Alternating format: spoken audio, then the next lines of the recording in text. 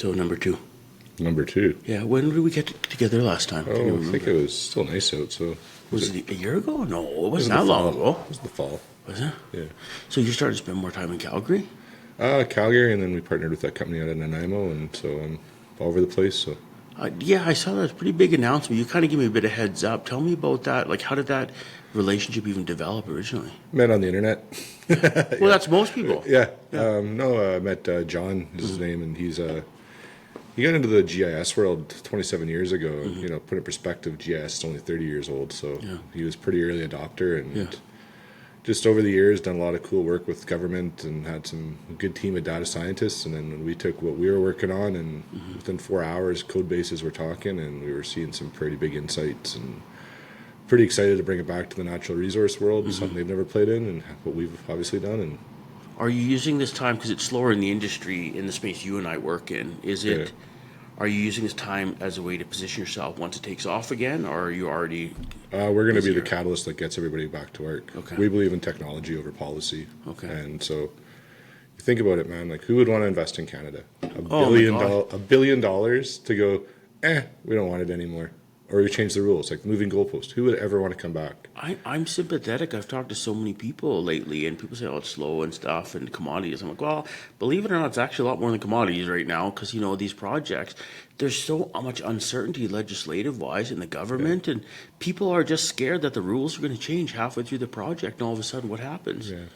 Yeah, so we're just finishing our big first demo for, we've been asked to present to a client, and obviously we can't say who it is, but they're pretty excited. And so we took 60 kilometers of pipeline, and then we rerouted it using our AI lenses 5 different times. And guess what? We understood 5 different times within 2 weeks. We understand the risk to wildlife. We know how to we know how to offset it. So it gives you a whole different engagement where we're talking about land restoration up front. But not more effectively, what's going to be the most effective land restoration through white guy lenses? Let's put it this way. But then we have a negotiation of like, okay, hey, we're already committed to doing this much restoration before the project starts. Okay. And what else would you like us to look at? This is what we've seen. What more do you have? So when we presented that to a couple First Nations, and their terms were, Ryan, this is what reconciliation looks like. We're talking the language off the get-go. Interesting. So, we've got that. We're focusing on what everybody's saying is wrong with pipelines. I mean, one of our data scientists have been pretty fortunate to get to know him, and he and I got the same view. It's like, we know we have to clean up some of our past. Nobody goes building a pipeline saying like we can't do better. Everybody's taking the environment and safety better. So we're just getting in front of that, and we're able to use tools to understand the regulatory risk. What we think will be done in 6 months, we'll understand at a high level what the regulatory risk is, everything up front that, these investment companies can go to the regulator and say, look, this is the project we're looking to do. This is what we're looking to mitigate. Are you guys going to be on board?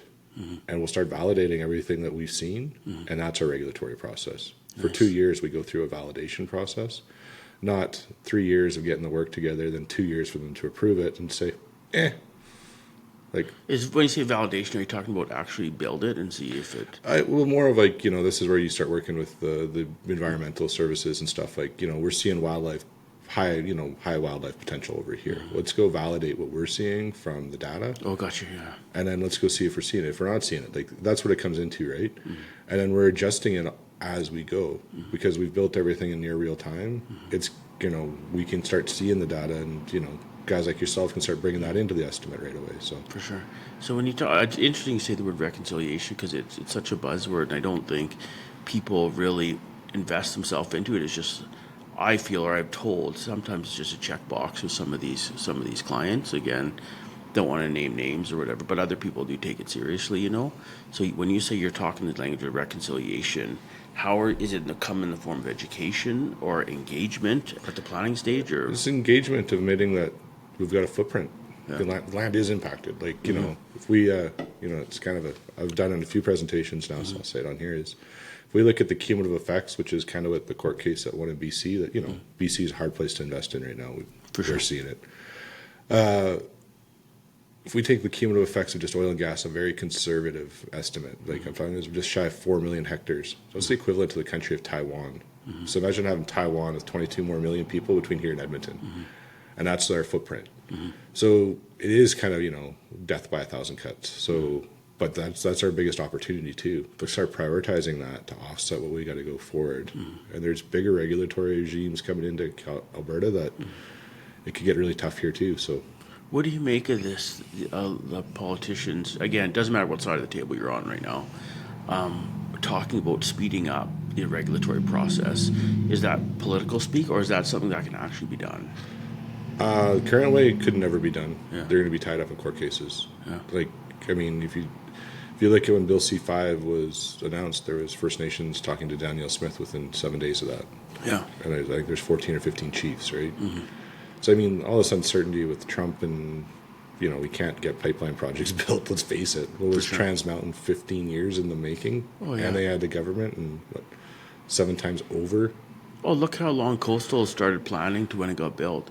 Gateway was planned, had a positive recommendation by the NEB, which Harper accepted, and Trudeau killed it. Yep. So just that's quick.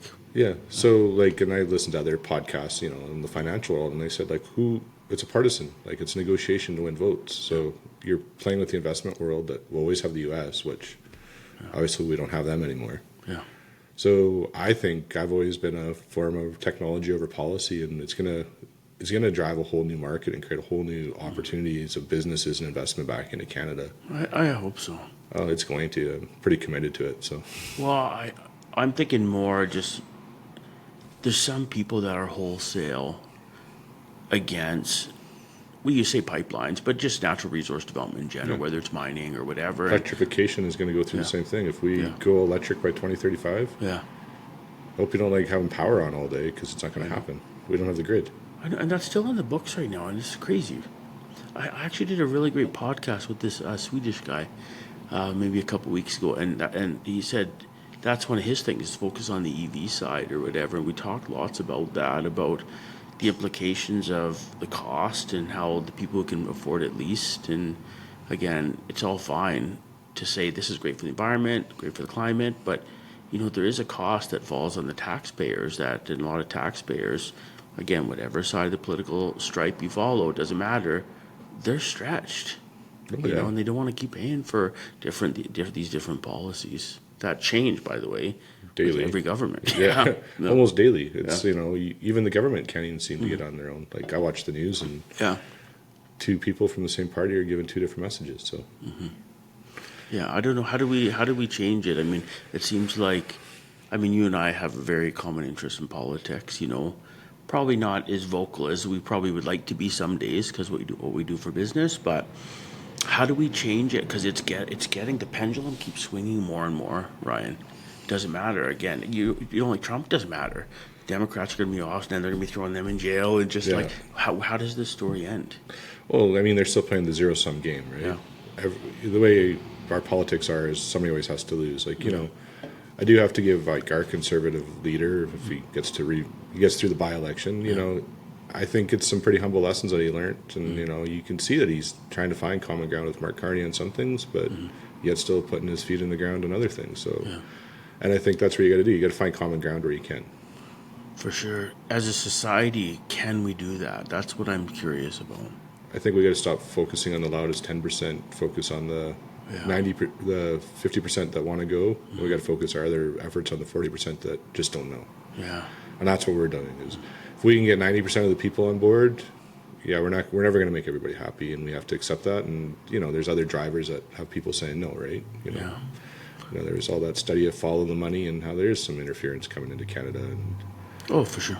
One of the neatest things I've had described to me from a few different people about, because Donald Trump, he's such a polarizing figure, was they said, maybe 70 people voted for Trump, but a good percentage of them voted away from a lot of the policies that the Democrats were offering. So they didn't necessarily vote for Trump so much as they voted away from a path that they thought was getting too far to the left, that they couldn't manage. Yeah. And I would say in some respects we're struggling with a similar thing here in Canada to a lesser extent, though.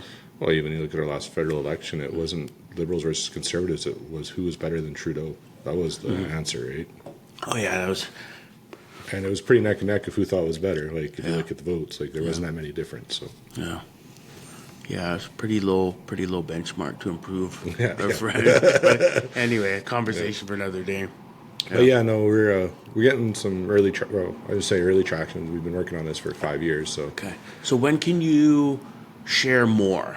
I'll be sharing more here probably later this month. Okay. Early August is kind of the goal. So Okay. just a few NDAs that we're signing and stuff like that. Okay. But yeah, we're definitely getting a lot more interest from a lot of people, and the amount of proposals I get to write here the next 3 weeks are getting to be pretty long. So That's awesome. But that's a good thing though, right? it's a good thing, yeah. Except some of this work is going to kick off till 2026. So till then, it's still having fun with that. So Wow. I mean, I've talked to so many people who aren't working, as have you, I know. And I always say, hang in there. There is work coming because we can see how many proposals are out there. So we know the work's coming. But yeah, a lot of it's starting at the end of this year and into next year and beyond, 2026, 27, 28. And for a lot of families, they're just like, man, like, what? Like, yeah, it's great, it's coming, but like, we're at the end of the rope now, Yeah, and it's like, small companies like yourself, you still have your employees to pay for, and Oh, if for it's sure. work trickling in, and you're probably just like me, your employees are your biggest asset. So For sure.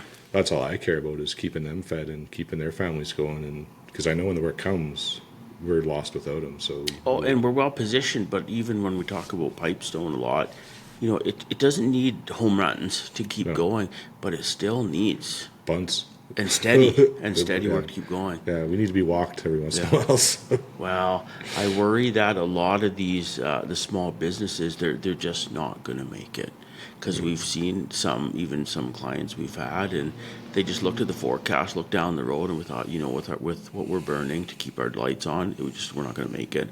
So they decided to cut their losses, and it hurts. Yeah, I've had three common friends in Fort St. John. That we've been really impacted. We're down to hardly drilling permits are near and far between.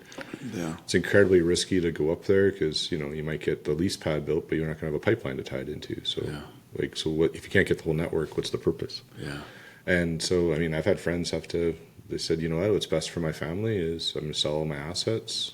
I can start up again if it gets better. Mm-hmm. But, it's 300-400 people without jobs because that's what they were employing. That big, eh? Well, it's cumulative, right? It's a lot of families, 50, man. 60 here, it just goes Plus like that. the subs, and for sure. I had a great conversation just yesterday with a friend of mine, and she's been throwing everything she can at her family, money, throwing everything to get her company up and moving. And then she's getting to the point, again, looking in the future, and she's saying, some days I feel like I just should put this on idle and go work for someone to get some cash coming in. And I've told her, I said, you know what? Your story is unfortunately not unique. No. That's the world we live in, And I tell people, right, next year we're going to be flying again, but will we? I think we will, based on what I see, but... Well, at the end of the day, if we don't get the economy going, there's no social services, right? Mm-hmm. I was actually just listening to a podcast on the way here. Even look at the results of Trans Mountain, and we're not even at full capacity yet because of some other issues. There's $12 billion of revenue coming into the economy. Think of the social services and hospital services we can do with that. Mm-hmm. And they're also saying if we can get our gas up just $1, what we're doing now, it's close to another $7 billion into the economy. So these projects have, big aspirations for everything, social services, reconciliation. Mm-hmm. We got to get aware of this of no, it's yes or no. That's the 2 iron cones. We got to find common ground, and for sure, that's really what we're working on. Is every project has an impact, and it's just I think it's kind of like Newton's first law. Every action has greater equal to reaction, right? Every impact has a greater ecological impact. Yeah. What we're focusing on is understanding what that is very fast. Mm-hmm. And then be able to mitigate and offset it before we even build anything. I like that. So we are going to enhance the environment before we even start. And I think there's some room for the government to work with us on that and secure some capital and secure some rights for the investment world.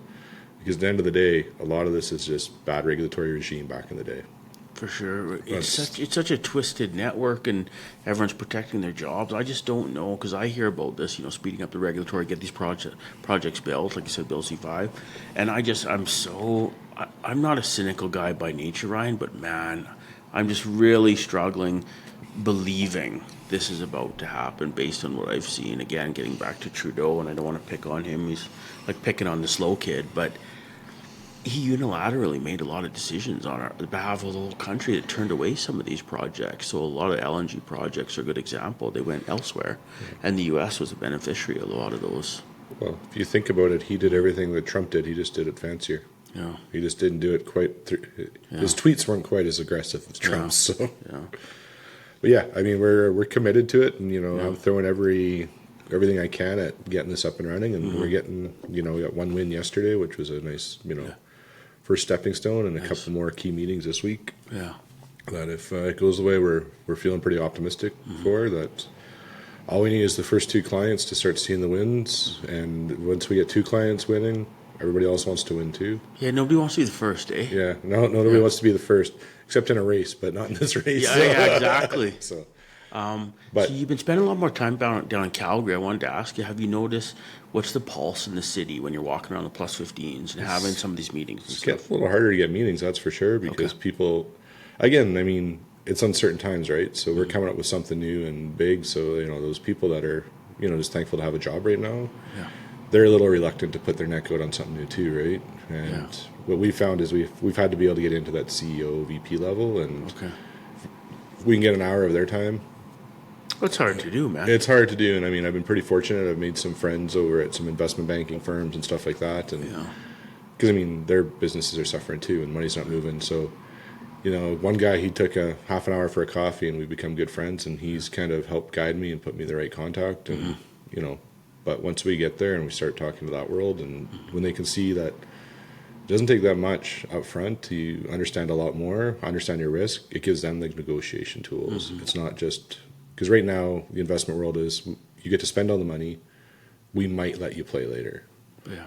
Where we're going to spend some money, and this is what we're going to do. Are you going to let us play? And if you say no, I guess you don't want our money. We'll move elsewhere. Yeah. That's the way we're looking at it. Right on. And we can do that through AI tools and stuff. And once we understand that, that's when we start getting into the deeper regulatory process, when we have certainty that we're going to get this project approved. And we can do that fast. Well, I hope so. Tell me about AI and how you're implementing this into what you guys are doing as a company, but also how you see it in the larger vision of the industry and how it's becoming more incorporated. Here's a question. How much of the work that you do some days is just kind of filling out forms or kind of busy work that you have to get done to back something up? Oh, I mean, I would say for what I do, so I'm a project manager, I would say admin type work does form a significant portion of my day. Not in the majority of the day. I'd probably lose, 2 or 3 hours a day. Yeah, so just think of that 2 or 3 hours a day that you're not concentrating on what you should be. Yeah. That's where it's going to help out, is like we use it for assisting and getting that backup documentation, right? We were just using it as a review tool and saying, and I mean, it's not perfect. You still have you still need smart people to look at it. Yeah. But it's not smart people just trying to get through the day to get it done without having to give a good review. Or, you're reviewing right away. Yeah. And fixing and getting better. So it's going to just make, companies better. And, there's some people that, we have an entire industry of checking the boxes, and what we can do is just check boxes faster. How do we tell people that, don't worry about your jobs, You got to think, though, it's taken 75 years, and we used to dig pipelines with shovels, but we've got excavators now. And Yeah. those people that moved from shovels moved into an excavator seat. So They have GPS programs on them now. yeah, I'm a big fan of those too. But at the end of the day, it's going to get rid of some busy work. Yeah. But I think what we're also going to see is we're going to see more projects get going. That's kind of our thing, is I think we can if we can start expediting the regulatory process just through technology over policy, that we can start getting more projects going. So it's actually a bigger demand for people. We still need to validate everything. We still need people out there looking at the ground, or, are we killing these birds? Are we, don't want to say killing birds. That was a bad thing to say on podcasts. So. I'll eat that later. I'll edit that out later. But you know what I mean? There's we're moving anthills. You can't think of any other country that's moving anthills for a mega project. Oh, we're, in my opinion, based on my experience, I think we're held to a higher standard than other industries, and some of the costs we've incurred as a result of this, it's just realistic, and it's making these projects more expensive. But you're dealing with certain groups of people. I can say just broadly sweep the environmental people, and those are my people. Yeah. But who aren't as interested in the money. They have the idea, how do we do it right? Yep. But that how we do it right is a huge spectrum that unfortunately is very subjective, and it's influenced by a lot of the people in the field. Yeah, and that's what we're focusing on. Is we're going in there with a bigger plan, and when that plan's agreed to, then we're trying to focus on reducing the subjectivity's impact. We're always going to have different opinion. We've had different opinion, but we can always come to a common ground of what we do understand, right? Yeah. And there's different ways of looking at stuff. There's new stats out there that I'm not going to bring up because it's a little controversial. But if we really start wanting to look at, what I always like, what is environmental impact? Is it trees? Is it vegetation health? Is it wildlife? Is it fish? Is it insects? Like, what do we define as environmental impact? And we're always going to have an impact. What we can do is start offsetting that impact with our past mistakes I wouldn't say mistakes, or past opportunities. But I think you hit it right on the head, actually. Like, what does impact even mean? Because, we've all driven down the road. I know you build lots of pipelines too, and you see that road through the farmer's field, and you cannot find it except for that friggin' pipeline warning sign by the road. So impact is so subjective, even in itself, I would say. But then, we're talking pipelines, but wind, electrification, like all this stuff, it doesn't matter. Oh, huge impact. So, there's a lot of, one of the things I've learned from one of our wildlife data scientists, he goes, every species has a different way of adapting, and some are really good at adapting fast, and some aren't. Like caribou obviously struggle, right? And that is the one thing that I think we do need to focus on is I think we're here now that we can do it. And a lot of it is just knowing where to plant trees. Like that's what it comes down to is what I'm going to be investing in the next 5 years is planting trees, because there's going to be a lot of trees to be planted, and there's going to be a whole new industry on restoration. And I think that's huge economic opportunities for communities, First Nation communities, is to start building these greenhouses, because guess what? If our work's up in Smithers, BC, we don't want to be bringing trees out of Edmonton. We'd rather be growing them right up there where we're going to be planting them. So. That's awesome. It's funny you mentioned Smithers, because I like that town. It's so cool every time I drive through it. But I would say based on the number of, no oil, no Enbridge signs I used to see driving through there, they weren't our biggest fans, I don't think. But no, but I mean, again, it's just understanding, right? Same thing, they didn't own a pipeline, but they've had smelters and logging and stuff like that. Again, it's what's the impact, right? And that's what we're trying to do is, I always just, there's a book that I read that it's pretty influential. It's called The 7 Habits of Highly Effective People. You ever read that one? Of course, yeah. I always like that one, seek to understand before being understood. So I like that. Yeah. That's what I've always focused a lot of our business on, is understanding what people's concerns on and how can we make it easier for them to understand where we're at. And so we always look at why everybody says no and demonstrate it's not as bad as everybody's making it to do, and that we can actually leave it better than we ever came into. So I've heard more than a few people tell me, as an industry, and I say oil and gas industry, as an industry as a whole, someone told me once, they've never really gone on the offensive per se. They've always been on the defensive in terms of, this happened, so we're trying to be better. But there's so much good things that come from the energy industry, and they've never been good at leading with that. And it's not just economics. It's all everything that ripples out from that. Well, I think economics, I listen to a lot of Jordan Peterson, and he says the best thing we can do is give people energy. Because when people aren't worried about heating their homes or cooking their food or doing, like if they get those mind securities, then they care what's around them. For sure. And I mean, in Canada, we've been pretty fortunate that we've had that opportunity, and we have recycling programs and stuff like that. Do we have room to improve? Absolutely. And I don't think anybody can say that we're doing the greatest. But we're at least making an effort, and we're trying to find that balance. And what we're still leaning one way, we're just finding different ways to start finding that balance where, let's look at different ways we can reuse garbage. And there's some pretty cool projects that they're doing using garbage to generate electricity now. So we're incinerating it, and it gets at 1,500 degrees Celsius. Carbon captures right off it, and we're just incinerating garbage, scrapping all the metal out of it and recycling it. So I mean, those are good news stories. I know, and I like to hear those stories, because I think as far as we have come, I think there's a long ways we got to go. But this is one of the things that I always talk about. Thank you for supporting Canadian energy. I say that very intentionally, because I'm proud of how far we've come, Ryan. Because I do see, the high mobility of capital that nobody wants to talk about. Yeah, by all means, the hippies are happy to protest a pipeline and get it killed in this country, and that it'll change. Do they just think, okay, the pipe's not built? Oh, awesome, great. Yeah. They don't even realize, that all of a sudden, well, okay, we'll just take that investment, that money, and we'll go invest it somewhere else and develop a project. Like that's how quick these projects and move and capital go to a different country. Well, sometimes, not always, but sometimes that capital might find its ways into other areas or jurisdictions that don't have the same, like you said, environmental, safety, social values, whatever you want to call it. And so nobody wants to talk about that, especially not the protesters. You know, they're just so happy they killed. Well, it's not in my backyard, right? Yeah, exactly. Also, very well said. That's. Can you imagine if we could actually build a refinery in Canada instead of ship it over to India to buy it back, or ship it to the States or buy it back? Like, we buy back lots of. We ship over raw resources and buy back finished goods. Like it's crazy. Yeah, we're not really good at making money. Yeah.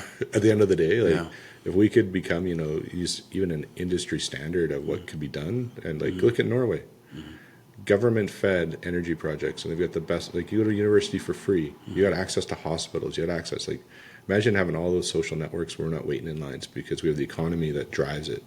But we have the ability to do it, Ryan. We do it to ourselves. Yeah. And so again, getting back to policies, I would love to see some of these change. But again, I'm not a cynical guy, but I believe there's a better way. And how do we get people who are politically so divided as a society? How do we bring people together for the common cause of trying to make sure people get fed, housed, the medicals, everyone has clean drinking water? How do we bring people together? Yeah, it's the clean drinking water. That's like one thing that, to know that there's still First Nation communities that every federal government's promised to make sure they get clean drinking waters, and we still can't execute on that. Like that's getting to be pretty. And I think as we open up natural resources to some of these communities, as we're exploring and getting better technology to get into these areas, that that's something that you'll see the investment community do is they'll be drilling wells and they'll be helping getting those infrastructures going in.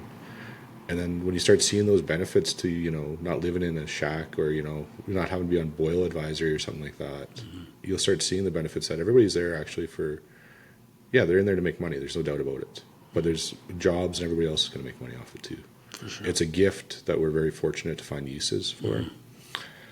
Again, there's always going to be the polar opposite. I just don't focus on them. Yeah. I like to listen to what they're concerned about, but then I also like to say, well, that's one way of looking at it. But if you really look at the data, nobody likes to look at the data. We can really do it. So, what's the great quote? There's always three stories: the truth, your mine. No, your story, my story, and the truth. Yeah. So I mean, we always base everything on our slogan is better data, better decisions, and when we look at pipelines, like we're looking at a 60-kilometer pipeline. Just put it in perspective, we looked at 29,000 different data points went into that assessment on 5 different routes, and we did that high level. So we have a pretty good understanding of almost every joint of pipe going into that project. Is it perfect? No, but we did that fast that we're making some decisions of the risk of that, and what's the risk versus reward. And if we understand that environmental, that social acceptance risk up front, that's what we start focusing our efforts on, because that's the biggest risk for the project. Engineering a project isn't a challenge anymore. We've got engineers that can figure out how to pump oil from one side of the world to the other. That's solving. Those are problems we can solve. Getting accepted is what we're focusing on. So it's a no-brainer that AI would factor into all this type of stuff.